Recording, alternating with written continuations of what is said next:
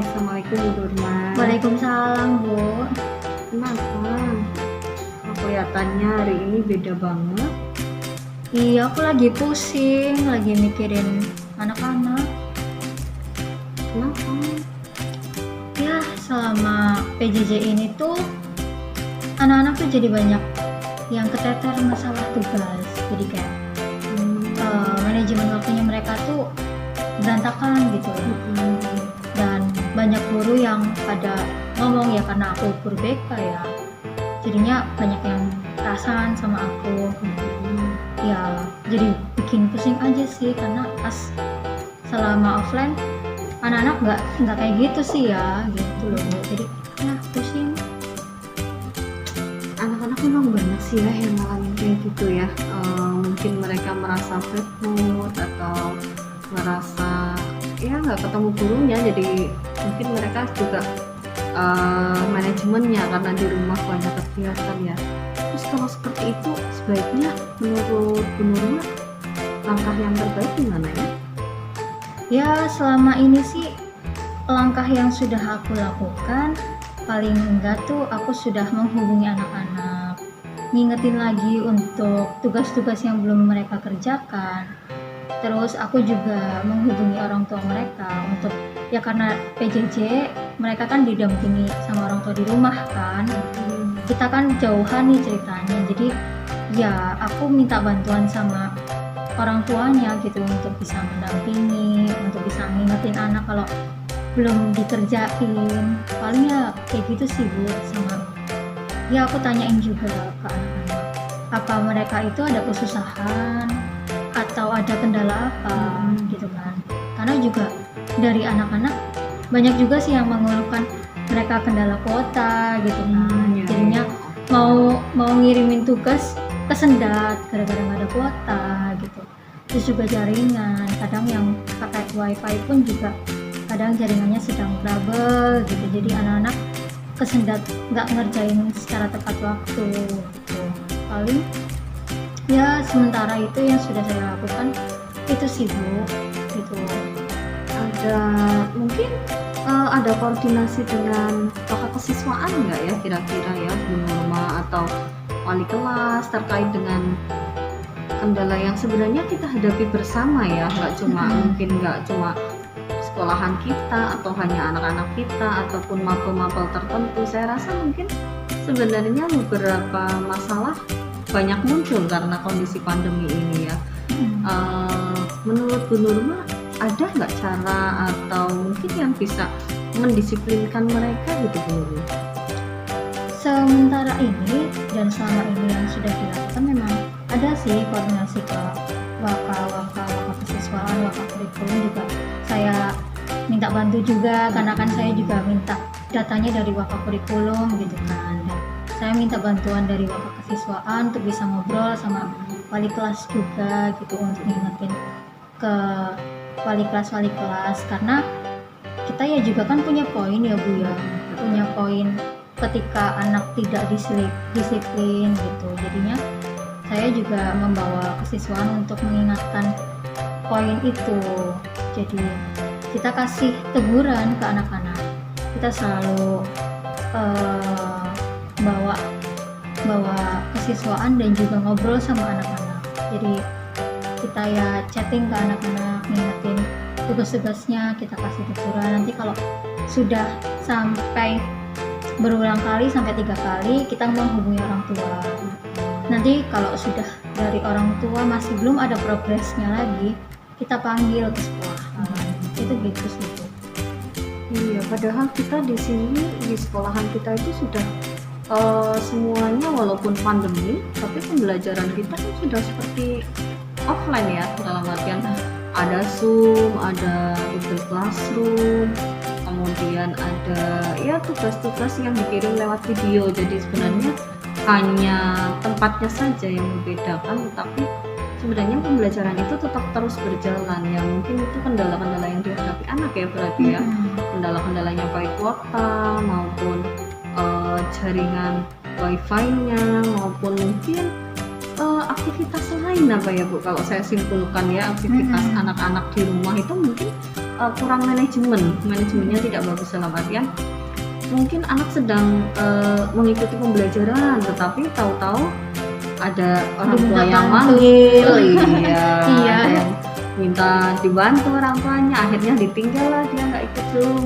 Kemudian GCR di Google Classroom juga sama ya, mungkin harusnya mereka harus sudah absen tapi ternyata dengan aktivitas lain ternyata ketinggalan, akhirnya absennya usul ya berarti ya. Terus apa lagi ya, kalau saya mengamati dari ceritanya Bu Nurma ini, yang dihadapi anak-anak kita itu memang yaitu sebenarnya masalah bersama yang memang harus kita selesaikan. Nah di sini menurut Bu Nurma, kalau memang sudah dari tahap-tahapan tadi, baik dari fakta integritas, kemudian sudah di home visit, kemudian si anak ini masih susah, ada nggak cara lain gitu untuk melakukan pendekatan mungkin secara personal ke anak, atau mungkin bagaimana yang harus dilakukan dari BK mungkin?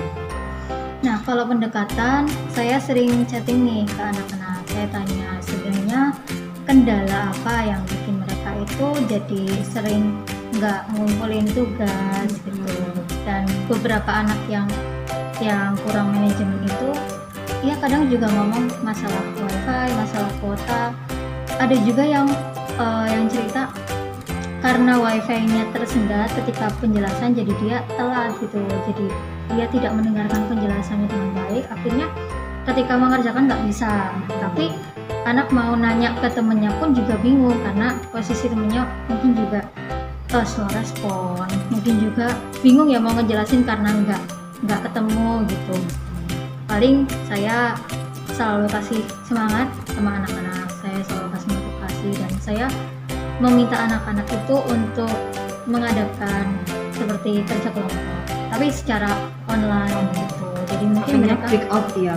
Iya, bisa pakai breakout gitu. Bisa juga mereka, saya minta kalau misalkan di luar KBM mereka mencari teman yang bisa mengajarkan, misal matematika lah, mengajarkan matematika, bisa mereka tuh pakai media Zoom sendiri, terus bisa mengerjakan bareng-bareng di Zoom itu gitu. Jadinya kan paling enggak, kadang anak juga mau nanya ke guru sungkan, walaupun kita sudah open gitu ya Bu ya, tapi mau nanya ke guru tuh sungkan gitu kan. Jadi saya juga kasih saran ke mereka, bolehlah peer teaching gitu. Jadinya mereka bisa pembelajaran bareng sama sebaya mereka, itu kan juga lebih membuat mereka termotivasi, karena di situ mereka tidak merasa disalahkan, tidak merasa terintimidasi gitu kan. Jadi mereka bisa mendapatkan pembelajaran yang malah lebih fleksibel dan bisa diterima sama mereka. Kayak tutor sebaya berarti ya Bu Nurma, ya, pembelajaran dari rekan kayak gitu ya. Bagus juga sih sebenarnya solusinya. Ada nggak umpamanya dari BK tuh ngirim untuk anak, atau bagaimana itu caranya supaya saya tahu nih anak siapa saja yang bermasalah, sehingga Bu Nurma juga bisa bisa mendata anak siapa saja yang memang mengalami kendala, bermasalah, dan bagaimana kita harus menangani anak tersebut seperti itu. Nah, kalau masalah data itu saya koordinasi dengan kurikulum. Saya istilahnya itu bareng-bareng ngerjainnya sama kurikulum. Jadi kurikulum kan juga butuh data untuk nilainya gitu. Jadi dari pihak kurikulum membuatkan, kemudian diinfokan kepada semua guru untuk guru bisa mengisi data tersebut. Nah, nanti saya kan juga bisa mengakses, saya juga melihat catatan itu ada nama anak siapa saja.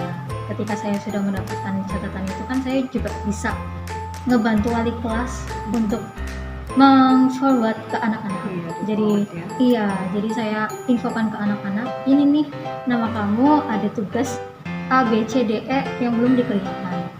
Mohon segera dikerjakan. Nanti kalau sudah 3 kali anak-anak diinfokan tapi nggak ada respon baik, saya langsung ke orang tua gitu. Jadi saya ngebantu selama PJJ ini sih, saya juga posisinya ngebantu wali kelas juga, cuman ya posisinya Ya, wali itu kelas, ya kesiswaan, iya, ya Bu Nurma, ngebantu ya juga kurikulum. ya sekolah juga, masalah anak-anak juga Iya. menyelesaikan masalah anak-anak, luar biasa sekali.